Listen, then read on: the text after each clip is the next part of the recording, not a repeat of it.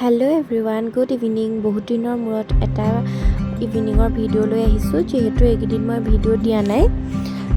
চ' এই ইভিনিঙৰ ঘৰৰ পৰাই ইভিনিঙৰ কিছুমান ক্লিপ অলপ ভিডিঅ' কৰি ৰাখিলোঁ। তাৰ পাছতে ধূপ দিলোঁ ঘৰত। গধূলি সময়ত এনেই ধূপ দিলে মনটোও ভাল লাগে, সেইটো কাৰণে মই মোৰ পঢ়া টেবুলৰ ওচৰত ধূপ দিলোঁ। নতুনকৈ যিহেতু মই ইউটিউব চেনেলটো আৰম্ভ কৰিছোঁ, চ' মোৰ বেকগ্ৰাউণ্ড মিউজিক হওক বা ভইচ অভাৰ কিবা এডিটত মোৰ প্ৰব্লেম হ'ব পাৰে, চ' আপোনালোকে সেইখিনি ইগন'ৰ মাৰিব। লাহে লাহে যিমান পাৰোঁ শিকিব ট্ৰাই কৰিম। এই সময়ত মই কি কৰোঁ তাকে দেখাবলৈ মই ভিডিঅ' এটা কৰিলোঁ।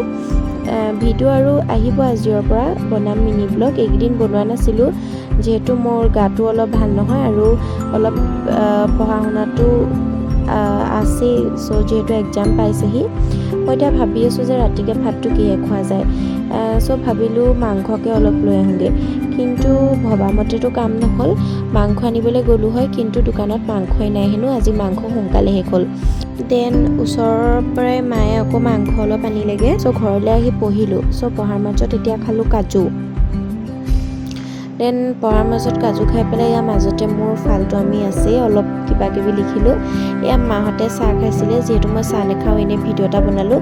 চ' এয়া ৰাতিৰ সাঁজ, ইয়াতে ভিডিঅ'টো সামৰিছোঁ।